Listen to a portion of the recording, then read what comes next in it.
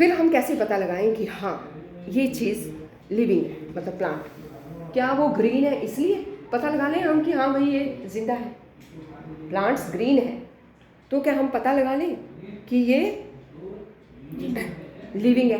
पर उसका क्या, जिनके पत्ते लाल हैं, नहीं, दूसरा क्लोरोप्लास्ट होने से क्या वो जिंदा हो गए।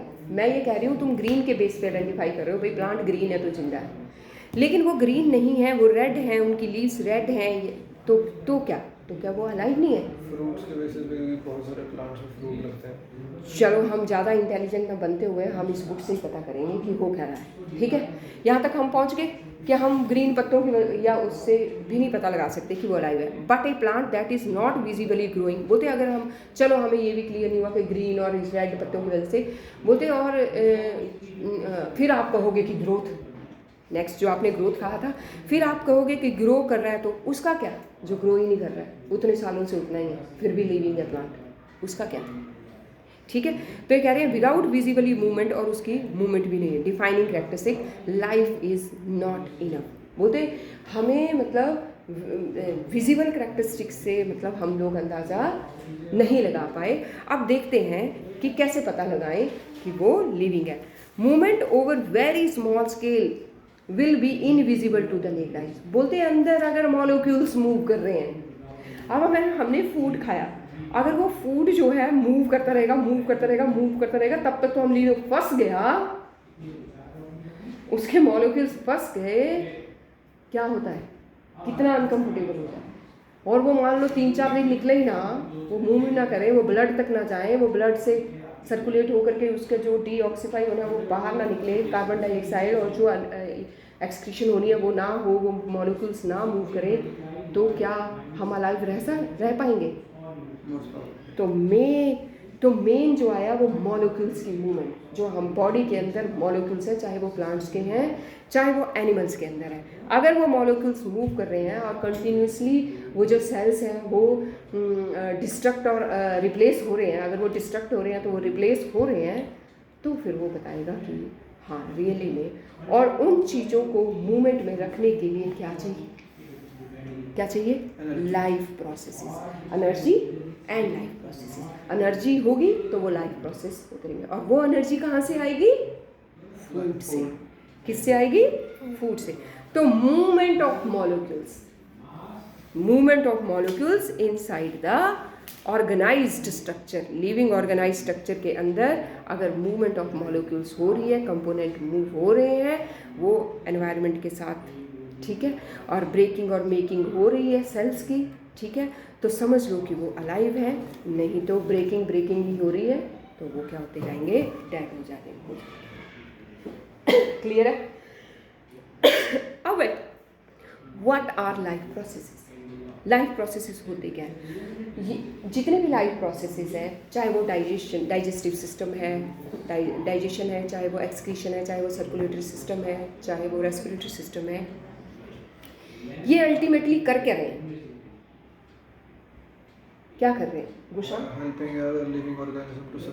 अल्टीमेटली ये हमारी बॉडी को मेंटेन कर रहे हैं। क्या कर रहे हैं, मूवमेंट, लिविंग जो मॉलिक्यूल्स हैं, उन जो अंदर हमारे मॉलिक्यूल्स हैं उनकी मूवमेंट को रेगुलेट कर रहे हैं। तो ये कह रहे हैं the maintenance and function of living organism must go on even when they are not doing anything.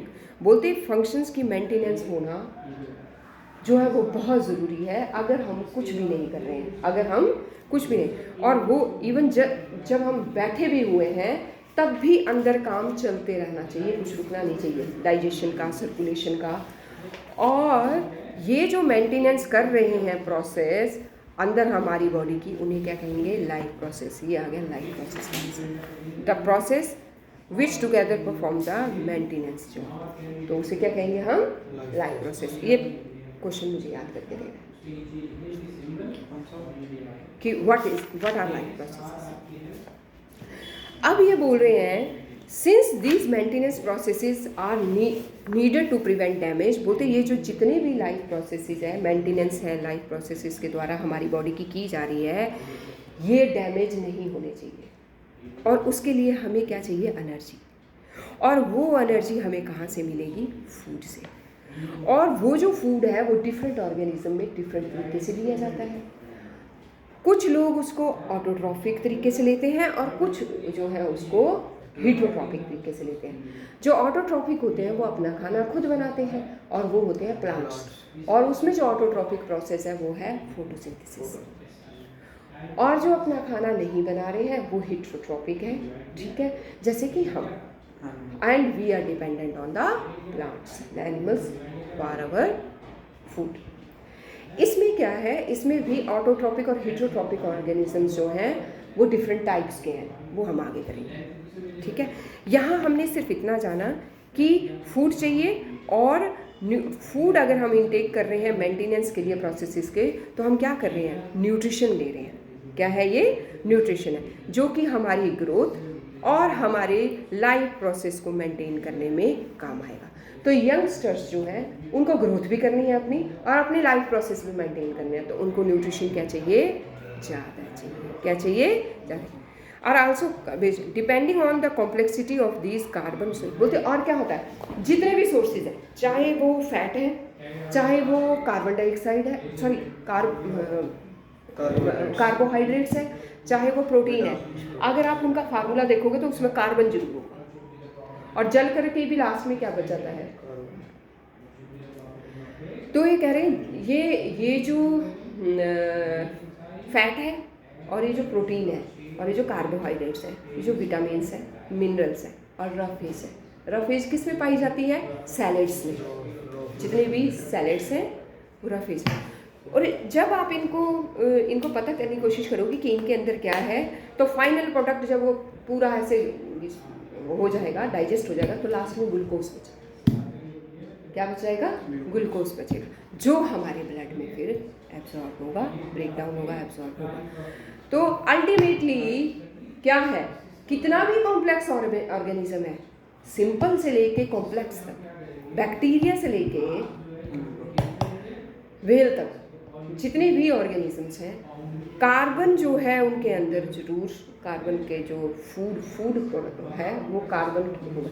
ये अलग बात है कि जो हायर ऑर्गेनिज्म है, जिनमें बहुत सारे सेल हैं, सिंगल सेल के नहीं है, उनका फूड थोड़ा कॉम्प्लेक्स फॉर्म में होता है, कार्बन का ही होगा, थोड़े कॉम्प्लेक्स मॉलिक्यूल्स होंगे, और जो बैक्टीरिया वगैरह उनका फूड थोड़ा सिंपल होगा, वो कार्बन का सोर्स हो जरूर उसके अंदर हो, ठीक है। तो कह रहे हैं the outside source of energy would be quite varied since the environment is not under the control of the individual organism. बोलते जो बाहर का सोर्स है एनर्जी का, वो सबका अलग अलग है, क्योंकि एनवायरनमेंट सेम नहीं है। साउथ अफ्रीका में जो इंसान रह रहा है उसके पास जो सराउंडिंग है उसका फूड कुछ और है, और जो यूएसए में है उसकी जो सराउंडिंग है उसमें जो पैदावार है कुछ और डिफरेंट है। इस तरह से हमारे तो सराउंडिंग के ऊपर डिपेंड करके वो अपने फूड लेता है और उससे एनर्जी प्रोड्यूस करता है। करेगा क्या, उसको ले करके उसको ब्रेक डाउन करेगा, और ब्रेक डाउन करके अपनी बॉडी को बिल्डअप करेगा। तो यहाँ 2 प्रोसेसेस हैं, और यहाँ मैं एंड अप कर दूंगी। मुझे लग रहा है कि तुमसे नहीं पढ़ा जा रहा, तुम लोगों से ध्यान नहीं है तुम लोगों का। कल फिर मैं इससे आगे स्टार्ट करूँगी, समझा। हमारे पास एक शब्द है मेटाबॉलिज्म। क्या है, मेटाबॉलिज्म। एंड बोलते हैं मेटाबॉलिज्म बिगड़ गया, बोलते हैं डॉक्टर्स यार तुम्हारा मेटाबॉलिज्म बिगड़ गया। Metabolism includes 2 processes, catabolism and anabolism. Catabolism मतलब फूड का टूटना, breaking of food particles. Anabolism उन फूड पार्टिकल जो टूटे हैं उनसे अपना शरीर बनाना, तो उनसे शरीर बनाना, ठीक है, वो ग्रोथ करना है। तो anabolism the process of making, ये ब्रेकिंग और ये मेकिंग है ना। सेल में बनाएगा, ये बॉडी के सेल बनाएगा तभी ग्रोथ होएगी। तो ये कह रहे हैं, तो एक भी चीज़ अगर बिगड़ जाए, फूड घर से कट नहीं रहा तो भी मेटाबॉलिज्म बिगड़ गया, और अगर आपकी ग्रोथ नहीं हो रही है तब भी मेटाबॉलिज्म बिगड़ा हो, इसलिए आपकी प्रॉपर ग्रोथ नहीं हो रही है। ये क्वेश्चन आ जाता है और फिर बच्चे कहते हैं पढ़ाया नहीं है, क्योंकि बीच में ये कहीं इंक्लूडेड नहीं है। इन्होंने थोड़ा टिपिकल फॉर्म में समझाया, लेकिन बात ही यही कही है कि मेटाबॉलिज्म जो है वो मेनली रिस्पॉन्सिबल है लाइफ प्रोसेस को मेंटेन करने की। ठीक है, तो यहाँ तक जो हमारे क्वेश्चन बनते हैं, यहाँ और एक क्वेश्चन मैं और निकाल के इसमें से देती हूँ कि जो सिंगल सेल्ड ऑर्गेनिज्म होते हैं और जो छोटे छोटे ऑर्गेनिज्म होते हैं वो अपनी बॉडी का जो बॉडी में जो फूड है वो सरफेस से ही ले लेते हैं। जैसे अमीबा है, वो ऐसे ऐसे कर, तुम घड़ी क्यों देखते हो तेग? मैं डिस्टर्ब होती हूँ यार, मुझे ऐसा लगता है कि बच्चे का फोकस ही नहीं है। फिर नहीं ठीक, अब तुम घड़ी देखोगे बिल्कुल गलत बात है, या फिर ऐसे घुमाओ इसको, गलत है ना, स्कूल में नहीं पढ़ना, ट्यूशन पढ़ना कहाँ है? क्या था? मैं ये समझाने की कोशिश कर रही हूँ कि सिंगल सेल्ड जो ऑर्गेनिज्म है, जो सिंगल एक सेल से बना हुआ, अमीबा एक सेल से बना है, वो ना क्या करता है, उसको स्पेशल ऑर्गन नहीं चाहिए। जैसे हमें स्पेशल ऑर्गन्स चाहिए, पेट चाहिए, सफिक्स फूड पाइप चाहिए डाइजेस्ट करने के लिए, उसे स्पेशल ऑर्गन नहीं चाहिए। वो ऐसे ऐसे करता है, ऐसे कर अंदर ऐसे फिंगर लाइक स्ट्रक्चर करके यहाँ फूड आवा अंदर। तो वो सिंगल सेल होने की वजह से सरफेस के कंटेक्ट में, मतलब एनवायरनमेंट के कंटेक्ट में है, पूरी बॉडी एनवायरनमेंट के कंटेक्ट में है, तो वो एंगल्फ कर लेता है अपनी बॉडी के सरफेस से ही फूड को, सिंगल सेल्ड होने की वजह से, सिंगल सेल्ड होने की वजह से। ठीक है बेटा, बॉस भेजो भाई बेटी को, बेटा आप जाओ, फोन आ गया।